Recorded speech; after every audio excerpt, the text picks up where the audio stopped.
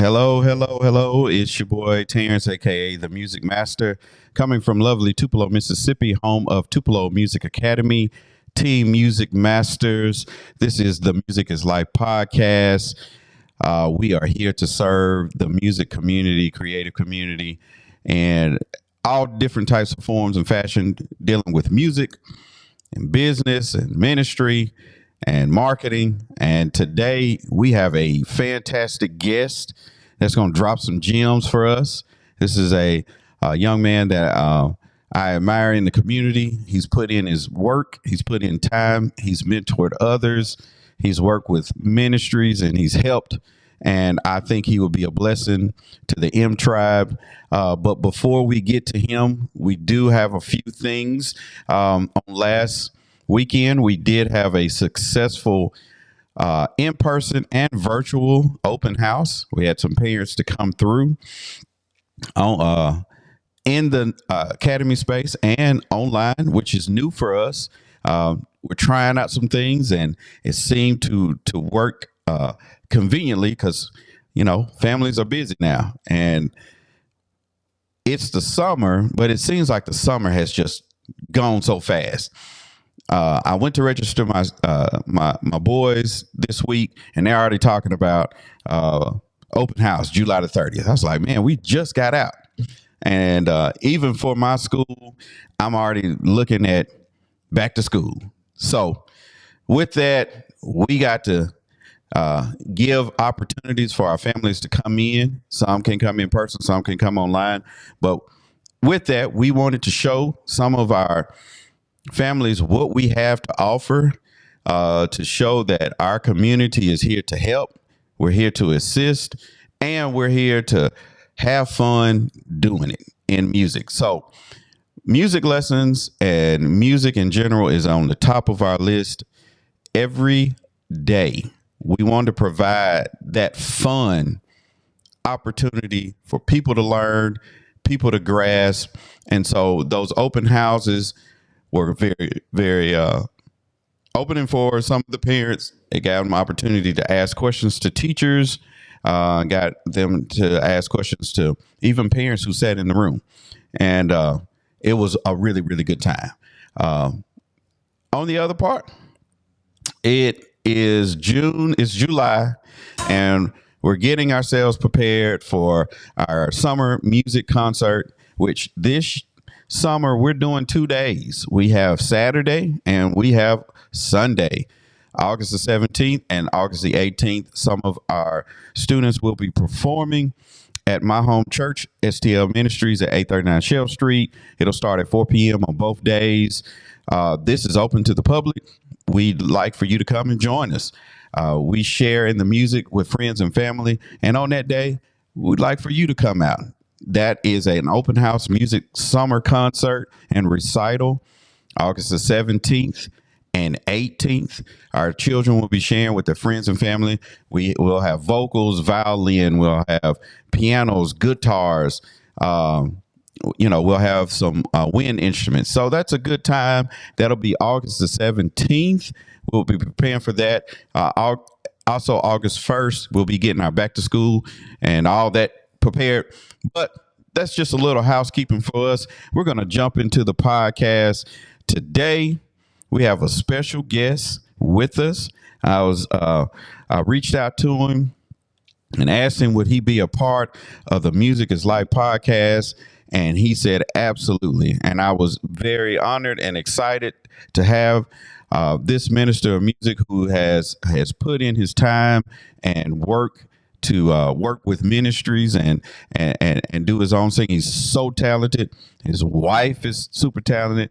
I met his son, who helped me with some live streaming during COVID, who has blessed me. And I actually reached out to him a couple days ago on some stuff. He just family's totally talented, and we're going to get into that. So I'm going to introduce our special guest, Mr. Derrick Gibbs. Mr. Gibbs. Yes, sir. How you doing today? I'm good, Cummings. How about yourself? I am good, man. So for those who don't know you in our M Tribe in the Music is Life community, introduce yourself. Tell a little bit about yourself. Well, I am. I don't know really know where to start. I've been in music and ministry my whole life. Um, I'm married now with 4 children. My wife Latoya and myself. We have a 21-year-old son, Braxton, who lives in Fayetteville, Georgia, who's doing some tremendous things, phenomenal things for the body of Christ.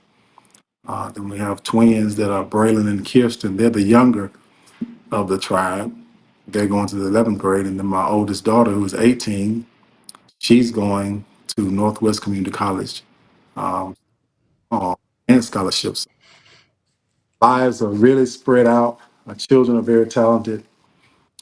Wife earlier, who's a psalmist within her own right, psalmist, and um, we've both been in music our whole lives. Right. Her on both. Well, her granddad's dad was a pastor before his passing, and then her mother, father, who he is also a pastor as well. So, and my dad, who's a pastor as well. So we come from ministry, from music. We like to share. I mean, it's, we enjoy what we do. I enjoy what I do on a normal basis every week, here and there at missionary representative minister of music. Have an awesome, talented group of young people and middle-aged people and older ones as well. Phenomenal music staff, band, singer, leader, background singers, you name it. We are blessed to be there in that space with Pastor Dan to share each week to those visit our camp. Glad. Thank you for having me, man. I really Man, yeah. Yes, we go well. sir. Man, yeah. So let's see. I think it's been about 25 years ago we met, something like that. It's possible. Man, Possible. I think my parents were having something in New Albany, and the choir came down to sing, and you were playing keys. I think you were with Cedric Lipsy, Yeah, and that's my dude. I was like, dude, who is that dude on that keyboard? He tight. And it was like, oh yeah, that's Derrick Gibbs. Blah, blah, blah. So okay. I said, because we didn't get a chance to know. We didn't know you before then, but from that time on, I got an opportunity to know you, and over the years, always been a professional, always been kind, always been exceptional, and I appreciate that. So you were talking about yourself and your wife, and me being in the same boat, being pastors kids. How growing up as a pastor's son did that influence your journey in music uh till where you are now as a musical director? Well, actually, um, it wasn't because being a musician wasn't just because I was just being a pastor's son. My dad's a musician. Dad plays guitar, and he played for Bob Johnson and Sam Mosley Oh yeah. band. Yeah, I know Mr. Mosley. He worked with my dad for years. Okay, so they were professionals in their own right during that time, and that's before ministry, before church, before he got saved. But after he got saved, he started playing with the choir called the Wings of Faith out of Tupelo. Consisted of my dad, and uncles, from my mom's side. So both sides of the family, my mom and dad, they're extremely talented musicians and singers. So before ministry, before my dad started pastoring, I was a started out playing drums when I was 4 and keys when I was 7. When he started pastoring, that opened up an opportunity for me to really start paying attention because he had musicians that played for the church. Mm-hmm. But just like it is now, the problem of finding dedicated musicians has always been, especially when it comes down. He had a couple that I was able to sit and watch that really took me under their wings, and I learned a lot from. But I wasn't playing at the time. Mm-hmm. I was still playing drums, and at that time, I couldn't play the drums in church. I played for the group, but I couldn't Gotcha. play church. And it was not until he decided to go, he took a an opportunity to pastor in New Albany, Mississippi, at Watson Grove. And that's where I really started honing in on my organ playing. Okay. One playing the piano, Miss Hattie Sanders. And so Walter Zen was directing. He came on later, but he took care of all the directing and all the choir parts and whatnot. And I got on the organ, knew nothing about it. Mm. Not a, you know how to set it, but learning, listening. We didn't have YouTube. There was no Right. YouTube. You got to go back, play it again and watch the settings and watch the fingering. None of that stuff. You had to really be sharp on your learning skills. But I was surrounded by so great musicians, a lot of them, that at that time there were workshops and stuff going on. But him being pastor and me being the pastor's son, it gave uh, to meet different people and have to have different resources, different tangible resources, connections, and relationships that I people, not just here.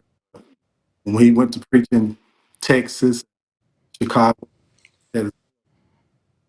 I learned different. They were to learn different stuff.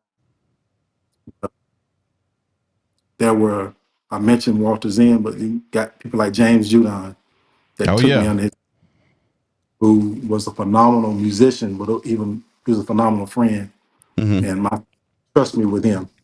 So we went out planning workshops and stuff. So it wasn't just the fact he was my father or my pastor. Hmm. Huh?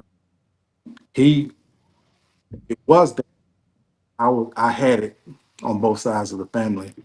Reunions, it was there. You know, we get together on Sunday evenings. It wasn't a church setting. There was going on music. Right. So it was not pick up Okay. on some of So his with role that, so was with really all of that music, um, you get an opportunity to play all the time. This is something that we talk about, and I'm always going to hint on this in any of the podcasts, especially with our young people. How much time did you put with it, as far as well, practice? that's a very good question. You know, your initial question was being a son of a pastor. Um, and him knowing music, he was tough on me. My dad was tough. Well, transpose back in the day. I couldn't transpose. I had to learn Oh, oh no! B, E, D, U. Jesus Real by John P. Key. Learn it in all the keys because you didn't know a choir day who was going to sing that song and what key they was going to sing it in. So you had to Right. be fluent. So some of my some of my rehearsal and practice days were like 4, 5, 6 hours long. I'm just shedding by myself. It's just me. My keyboard never went off. Once I unplugged it, and I had some stuff. I had a sequencer, Uh huh. and I was playing and mapping out the sequencing, and she unplugged it. Well, you unplug it, you lose everything. Uh huh. Yeah. You know, SD card and all that kind of stuff back then. So my it's on the keyboard. If I heard a dog bark, I run in the house, find out what key it was in. You know, so it was basketball and it was music. That's what it was. So long, long hours. All right, give me a second. We got to get some audio situated. Give me 1 second here. Okay.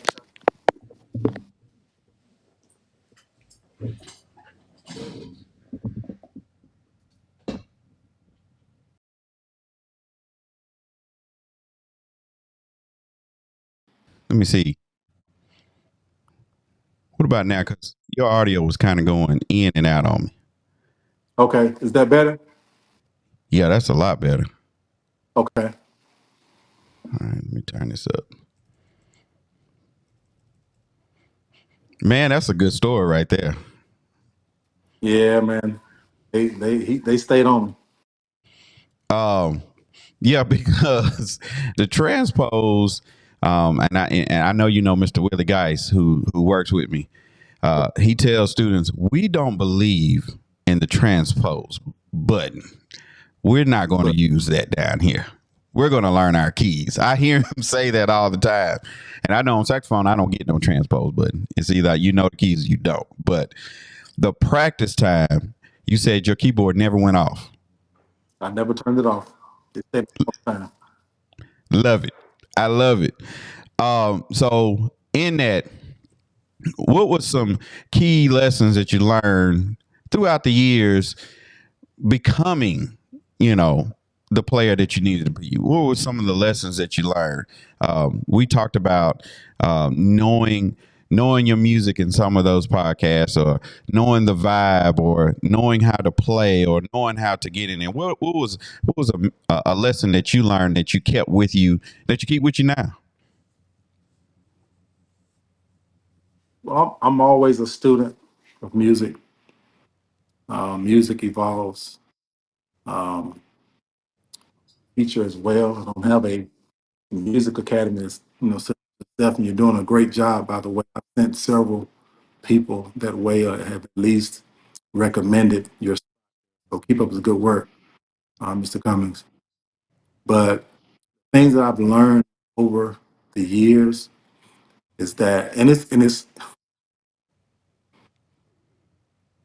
changing. Started out 4 years old playing drums, 7 playing piano, around the age of 9 playing the organ. That's like in 97, 88. But at the age of 14, 15, it became um, the so-called music director, and that's when my dad took the position in Ripon, Mississippi, and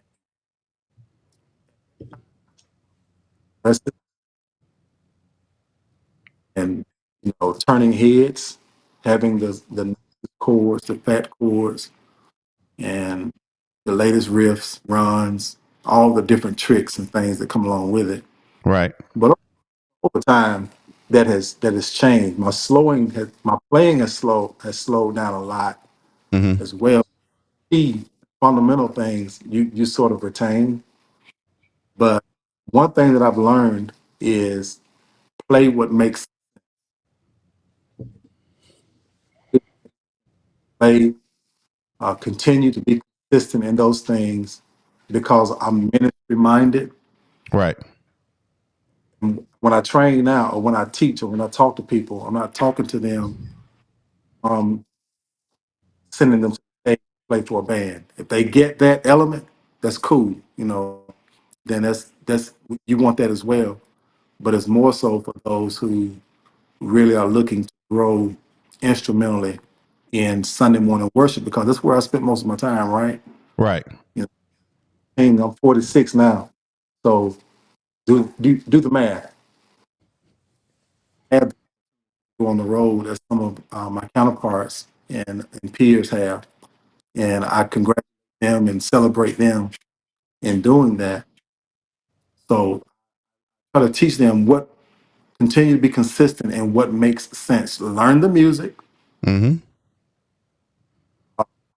Playing with a band, do your part. Right.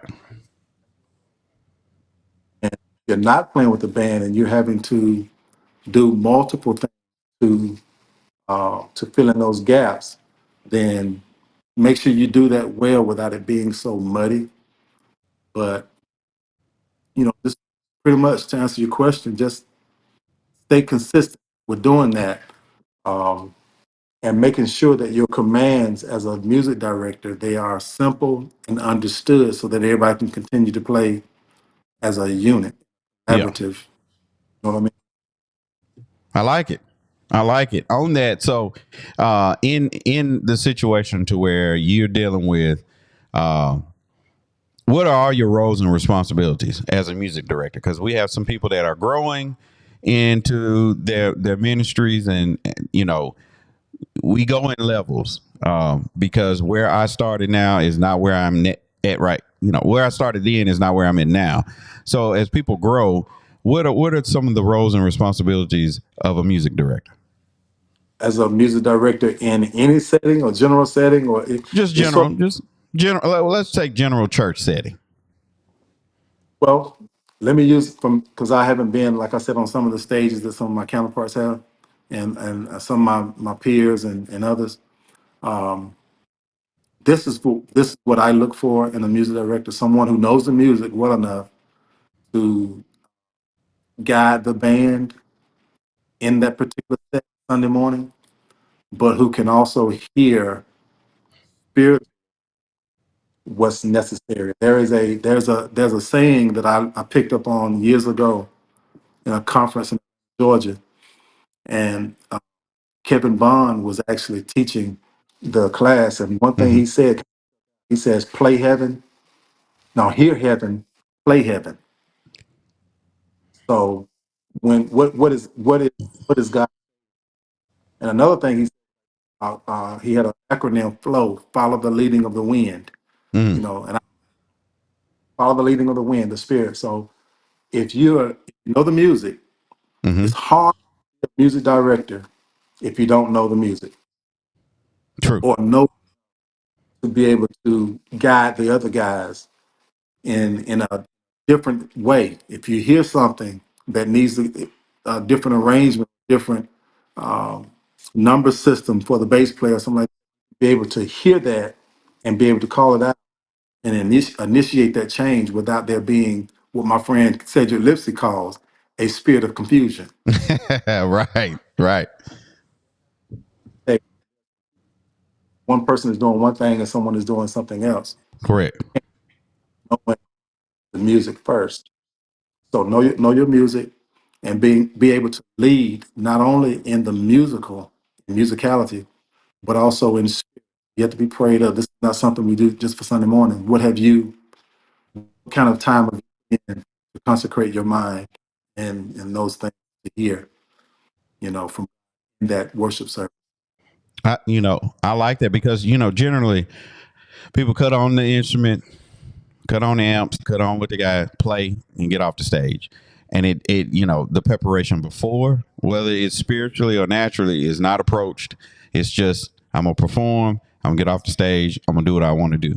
That's usually what I see. What are you seeing out of younger musicians now that will Oh, I'm take the glad you. good and the bad? Uh, I'm not gonna beat up on them, but I will say it this way, in a more palatable way. They are different Correct. than what I was accustomed to coming up. Not to say that the way we did it was the way, Right. or what they're doing is wrong, but there was a they're different now. What I'm realizing now, what I'm hearing more so now is the I'm seeing the gigging mentality. I'm seeing the in ministry. Yeah. So, and you can have both, but they have to be balanced. Everybody Todd Delaney song. Everybody want to sing the John P. Keys and the Hezekiah Walkers. If you can play a tie trip and you want to do one on Sunday morning, that's cool. Let me share this story with you. So All years right. ago, I had this young bass player who was a phenomenal bassist, phenomenal musician. Period. To play, you give him the music, he had it. Right. I don't care what the music was, he learned it. He spent his time learning it. But one day he came up. He said, Derrick, I bought me a Victor Wooten CD, and I'm learning all the chops and all the stuff he's doing, all the licks he's doing on Victor Wooten. And this was around about the time, Brother Cummings, my mentality starts to change, transition. Right. And because he's invested, right? You always Mm-hmm. want to invest. However, I was kind of so I asked him, I said, when are you going to be able to use Victor Wooten in Sunday morning service? Not that you can't, but there's less of a chance to be able to solo and do the things that he would do Right. in his setting in ours. You know what I'm saying? So, but the fact that he invested in himself and he learned how to balance some of those licks along with what we were doing. So, as musicians, that young musicians, as they're learning, their minds and their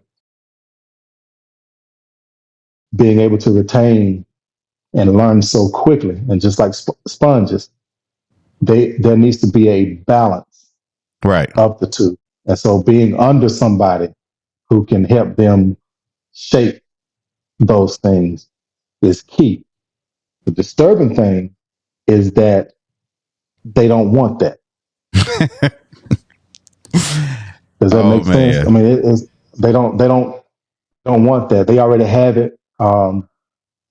They don't see um, guys like myself. I'm not saying that they don't, but and I may have done the same thing when I was younger.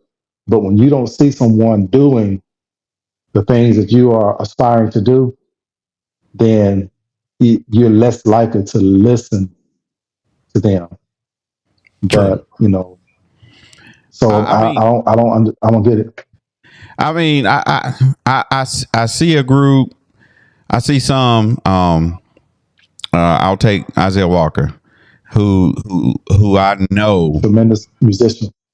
put in a lot of work, and I see him often on Instagram with his posts when he shares what he's done at church.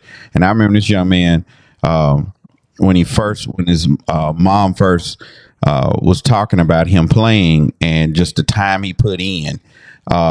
And it takes that Mhm. to get to a certain level, but even with the generalized the work is where I'm in. And this is not a podcast about bashing who's better and who did. This is Right. more about, in order to get somewhere, you got to put in the time if you're going to be Yeah. good at anything. Absolutely. Just at this stuff right here, the stuff I'm doing today, I couldn't do 4 years ago, but COVID pushed us and pushed me to learn a different skill. So in order to do it, I did it often. And it was just like with music, playing bongos, playing drums, playing saxophone, had to put in the time. So Yeah. at the Music Academy, we always push our students and encourage our students to play, have fun in your practice. It ain't about the quantity, it's about the quality of practice that you put in and how you put in, and being diverse. In that, I know we all have a very strong church background. Are there other things that, because I can always talk about jazz band and different things, all in black voices and stuff like that shape my music? Were there other influences that you were able to be a part of to shape your musical journey? Absolutely. Absolutely. So when I went to Northeast, I was a music major. Not initially. I ended up with a music major Okay. background. So I went in as a physical therapist, believe it or not, because I love science, still do. Okay. But um, I ended up changing. I got well, me and my first cousin, Shane Rayner, we both acquired scholarships.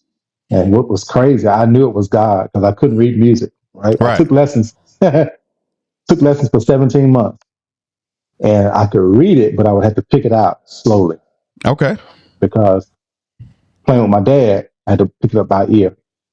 So being at Northeast, I had to be in a band. It was part of the requirement, Mm-hmm. and I played in the jazz band.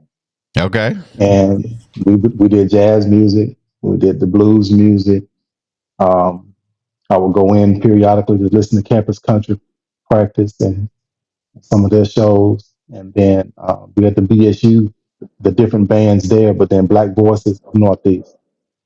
But it was different aspects of music, and I enjoy all music Right. comments. I do, I still Me do. too.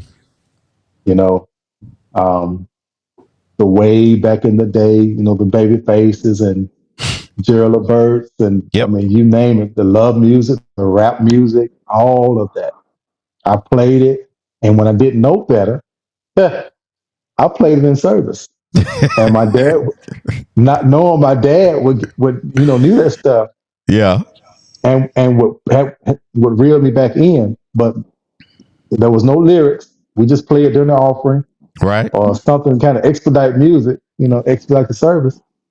But to answer your question, yes, there were different aspects of music that really I was able to glean from, and I'm grateful for that.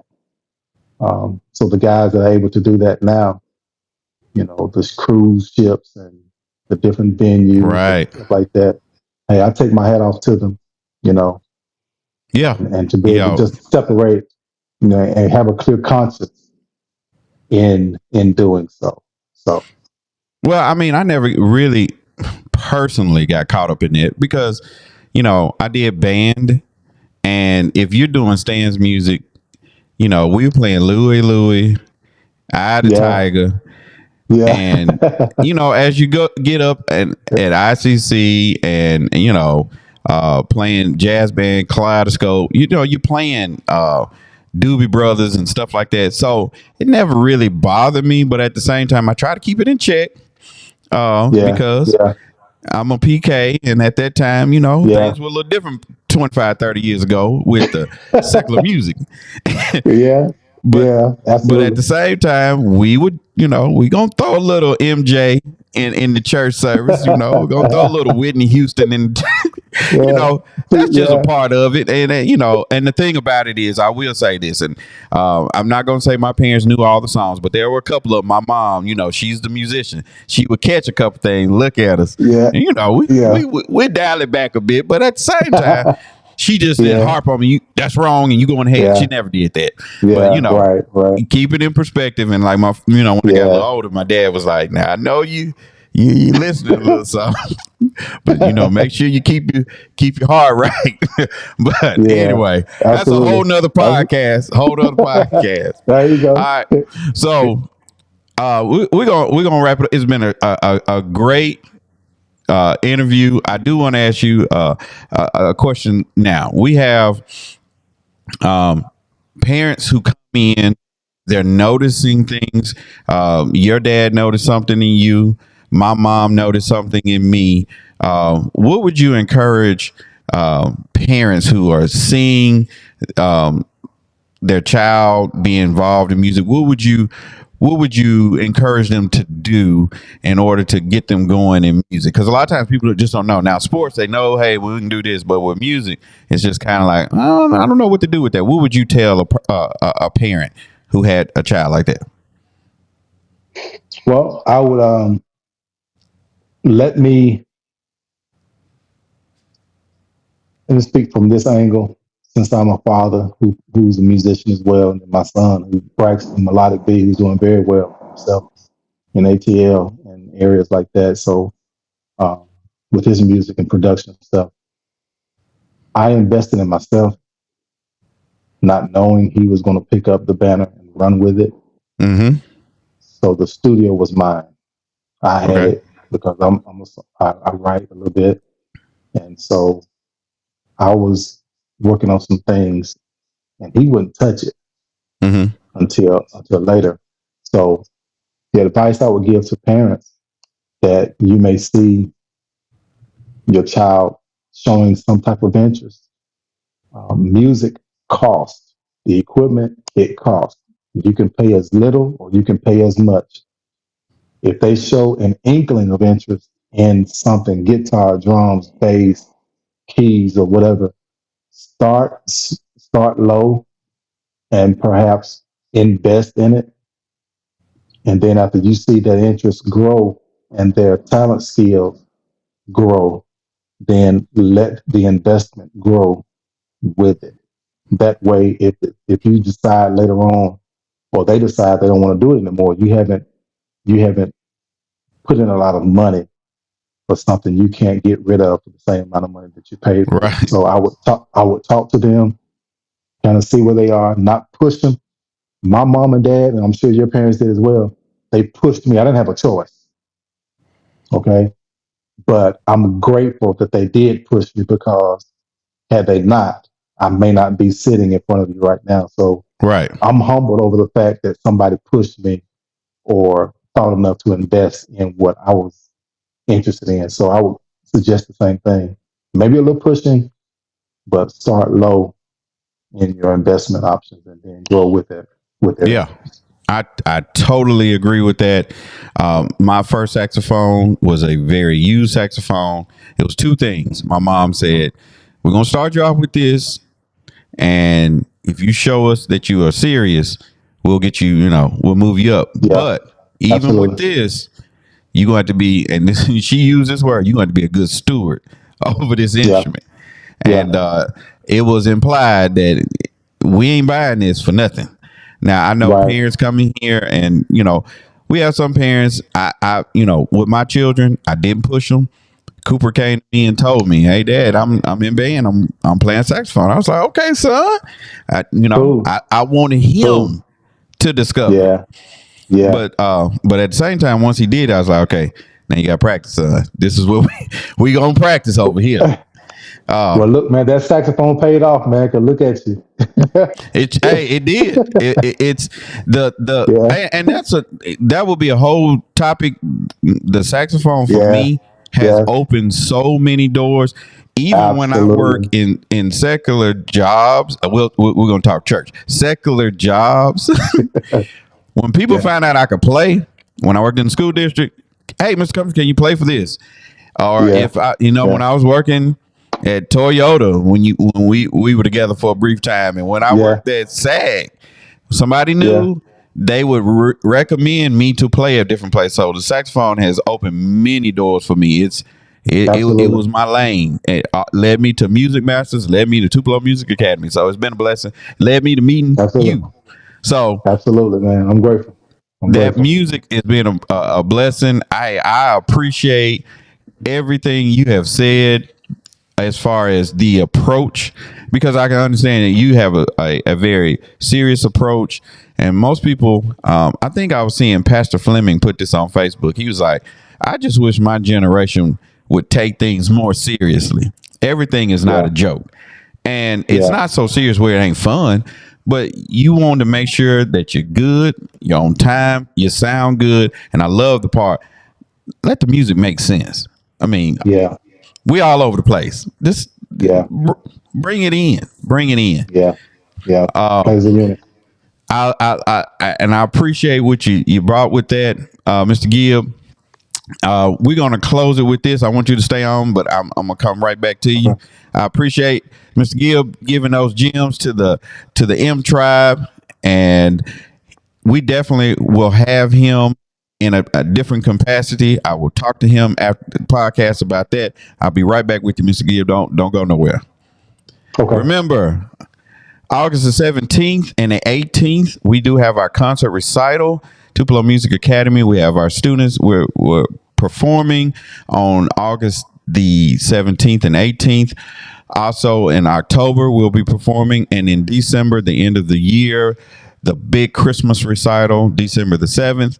If you're looking for music lessons, we love to have fun. We teach you how to read music. We teach you how to play by ear. We do violin and strings and voice and everything in between.